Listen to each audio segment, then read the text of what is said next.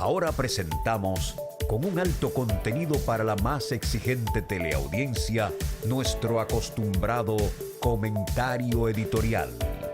En la voz de Ramón de Luna. Mis amigos, yo he titulado el comentario editorial de hoy "Una gigantesca asociación de malhechores".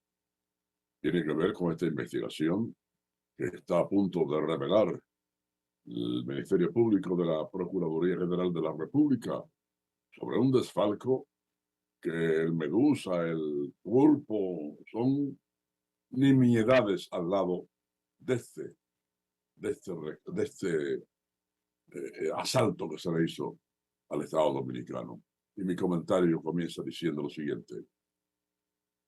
De acuerdo a informes que se aparecen en la prensa diaria, el exministro de Hacienda de la pasada administración, Donald Guerrero Ortiz, logró crear una superestructura gubernamental mafiosa con la participación de altos funcionarios de distintas instituciones como bienes nacionales, del catastro, del Banco de Reservas, Presupuesto Nacional, Contraloría de la República, entre otros funcionarios. De acuerdo a lo que ha trascendido, se realizaron maniobras calificadas como fraudulentas a fin de lograr la sustracción del erario público de una suma estimada ya en casi 20.000 millones de pesos por acuerdos transnacionales, por ejemplo, 17.300 millones de pesos en relación con expropiaciones de terrenos en áreas protegidas, así como la simulación de compra y venta de terreno bajo la modalidad de deudas administrativas. Se ha dictado una resolución de autorización de información financiera que dictado la magistrada Kenia Romero Severino, quien es jueza coordinadora del juzgado de instrucción del Distrito Nacional. El documento afirma además que se identificaron empleados de varias instituciones que tuvieron participación en los hechos, como Hortensia Arelis Santiago, la cual fungía de analista de deuda administrativa del Ministerio de Hacienda. Belkis Tejada Ramírez, exdirectora jurídica de Bienes Nacionales, y otros más. En ocasiones utilizaban sociedades comerciales de carpeta, disolviéndolas inmediatamente obtuvieron sus objetivos, constituyendo un tipo penal de desfalco, se indica en el documento.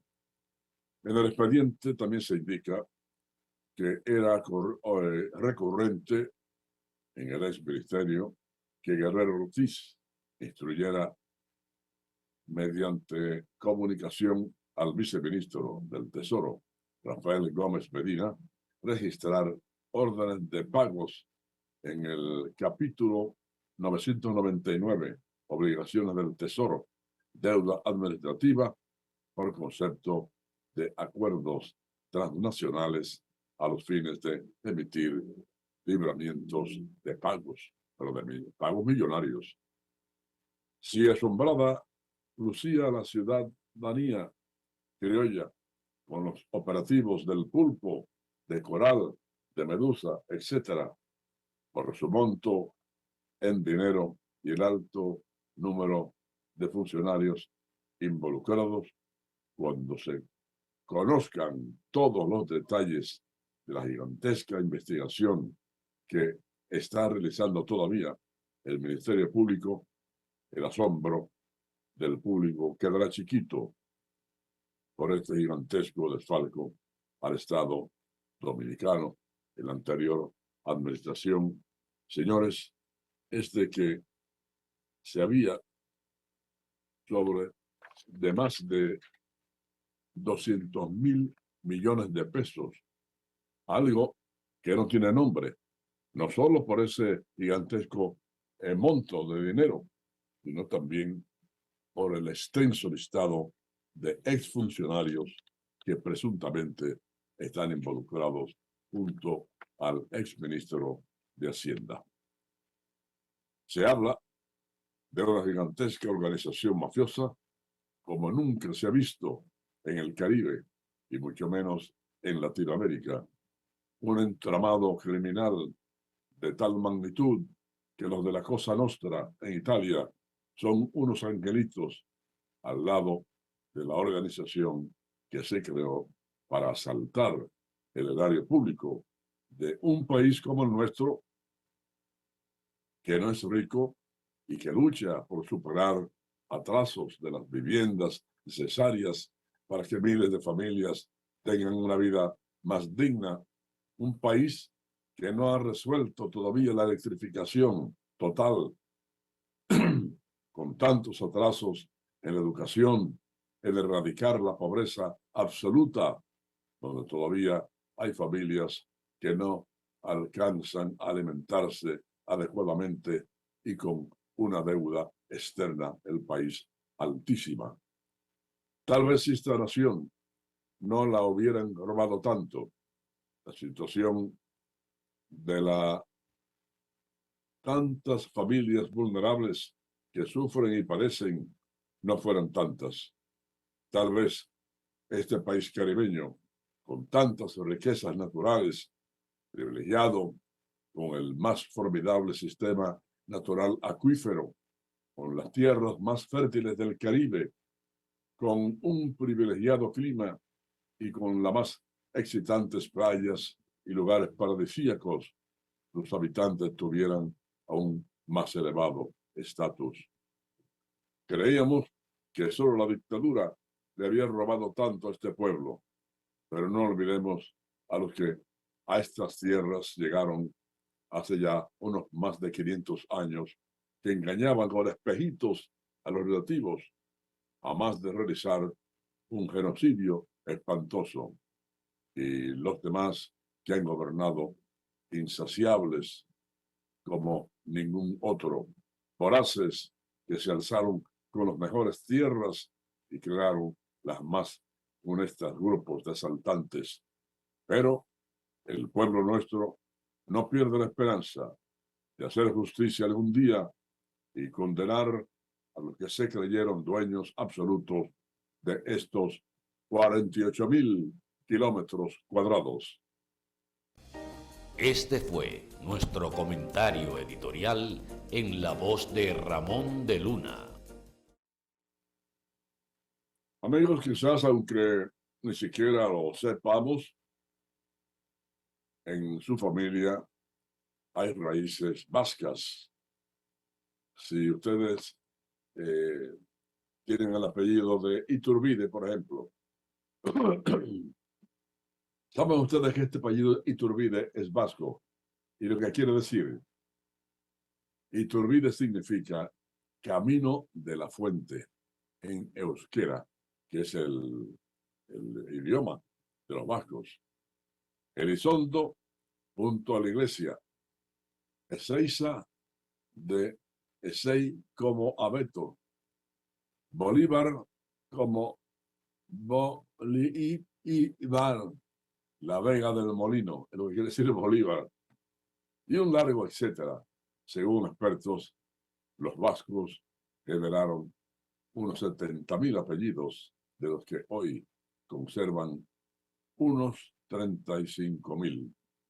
Su presencia en América es tan amplia como a veces difícil de investigar, primero porque no todos son apellidos claramente identificables, al no tener siempre una grafía en euskera, en el idioma vasco, y segundo, porque muchos apellidos de origen vasco se extendieron después por otros territorios cercanos.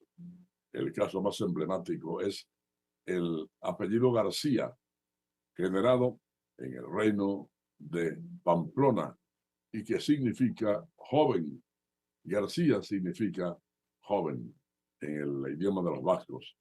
pero que después fue llevado al resto de reinos de España. Por eso, tener hoy un apellido vasco como García no significa que tú lo seas.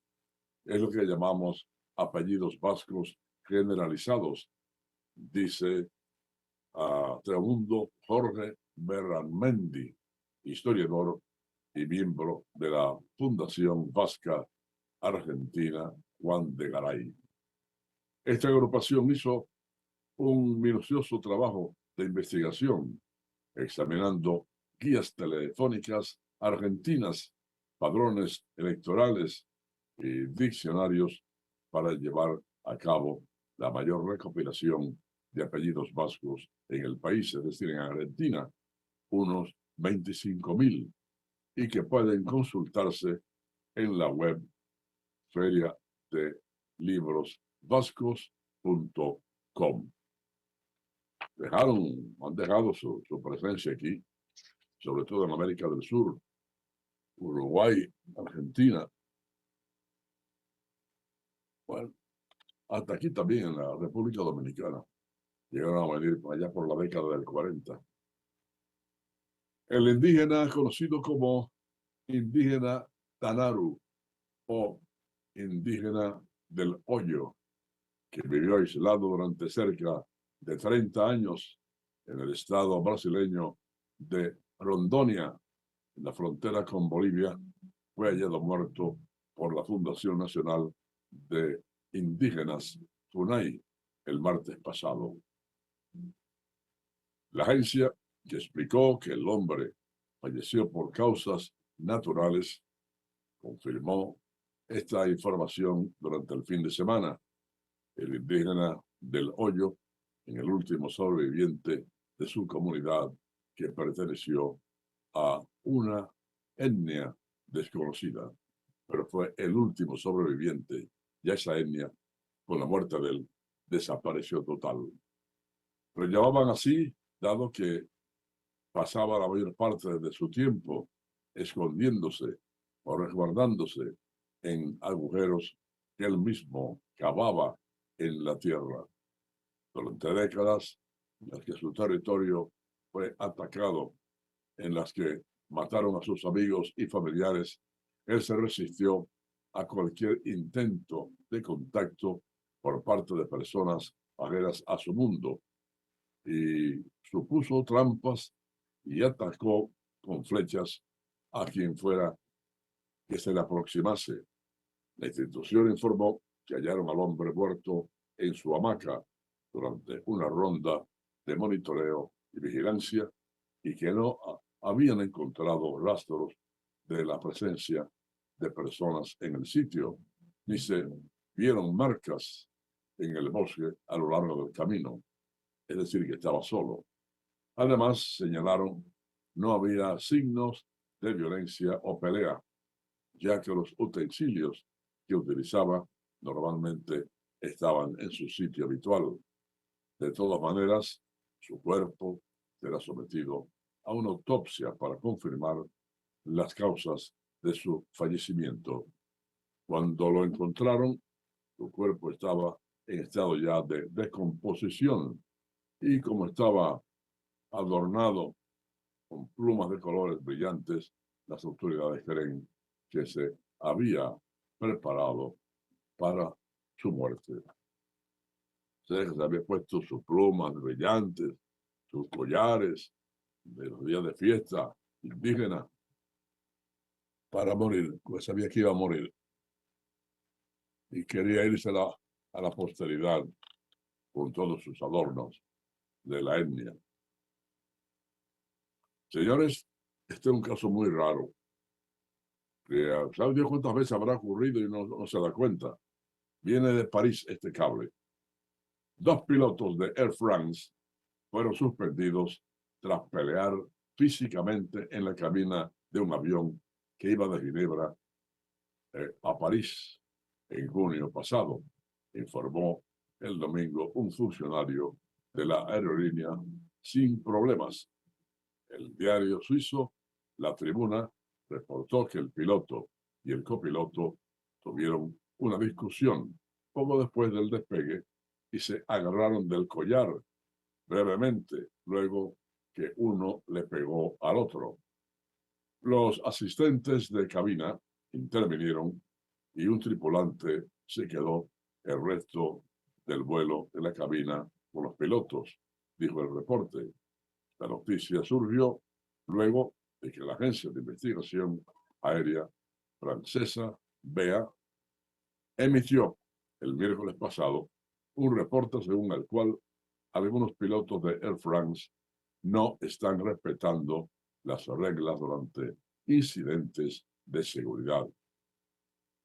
El reporte se enfocó en un escape de combustible en un vuelo de Air France que iba de Brazzaville, en la República del Congo, a París en diciembre del 2020. Los pilotos desviaron el avión, pero no cortaron la electricidad a la turbina ni aterrizaron lo antes posible, como establecen las normas. El avión aterrizó sin incidentes en Chad, pero el reporte de la BEA advirtió que pudo haber ocurrido un incendio. Mencionó 3 casos similares entre el año 2017 y el 2022, en los que, según dijo, los pilotos actuaron en base a su propio análisis en vez de seguir los protocolos establecidos. En estos casos ya han puesto el piloto automático y el avión va solo. Y ahí fue que inician sus peleas, estando el avión ya volando solo con el piloto automático. Pero esto puede un día terminar en una tragedia enorme. Señores, lo que se conoce como el Holocausto del Caucho en Colombia fue un trágico episodio que aún hoy es ignorado por muchos. Ocurrió durante un periodo de más de 30 años que inició en el 1879 y en el que la industria cauchera esclavizó a los pueblos originales de las Amazonas hasta diezmarlos. Las cifras no son muy claras. Algunos hablan de 100.000 y otros de 50.000 habitantes que se estima llegaron a existir en aquellas tierras. Lo cierto es que hoy solo sobreviven menos de 4.000. Cuando pasaba un avión, mi abuela se asustaba y me decía, ¿dónde nos vamos a esconder? Vienen a ver dónde hay un hueco grande, porque ya vienen los que nos van a quemar. Odilia Mayoritoma está relatando una especie de milagro. Su abuela fue una de las pocas personas que lograron sobrevivir a lo que se conoce como el Holocausto del Caucho, un periodo de más de 30 años que inició en el 1879 y en el que la industria cauchera esclavizó a los pueblos originarios de la Amazonía hasta diezmarlos totalmente. Las cifras no son muy claras. Algunos hablan de 100.000 y otros de 50.000. Lo cierto es que hoy solo sobreviven menos de 4.000 y los periodistas viajaron a las chorreras en Amazonas para conocer los pueblos que lograron sobrevivir al exterminio. Bueno, amigos, vamos ahora a llevarles imágenes de un acto que hubo en Puerto Plata, apadrinado por los periodistas y locutores y el Cabildo de Puerto Plata, donde se le concedió un premio al padre de la bachata, don Luis Segura, y a un servidor, Ramón de Luna, reconocido como artista él y yo como locutor de la patria. Vamos a ver los detalles, las fílmicas de este acto tan emocionante. Como visitante distinguido en esta ciudad de Puerto Plata, 26 de agosto del año 2022. Qué honor tenerle por acá Bernardo Hermosén. Igualmente, los premios puertoplateños sobresalientes quieren de esta comisión que ha venido a acompañar a don Ramón. En donde están siendo reconocidos hombres y mujeres que se han destacado durante todo el año 2022 y una gran trayectoria también. El Cafre con ustedes. ¡Wow! ¡Qué emoción! Ciertamente llegar aquí al lado del maestro de los maestros, don Ramón de Luna, nos llena de satisfacción. Ser ejemplo, a pesar de que mi estilo, mi manera de hacer comunicación no es como el maestro, ese gran ícono don Ramón de Luna.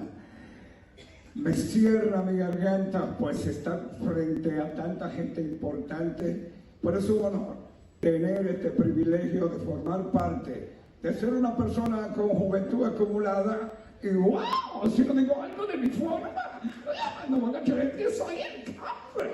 Esa es la actitud, no importa. Lo más grande es llevar ejemplo, llevarse de aquellos como don Ramón, la Pantera, que me ha enseñado a ser comunicador ejemplar. Buenas noches. Muchas gracias al Cafre, José Miguel el Cafre Cafreao, que en la radio de Santiago, señores, marcó un hito, una historia definitivamente en su área, en su estilo muy peculiar, el Cafre, que fue emulado por muchísimas generaciones de locutores en su estilo.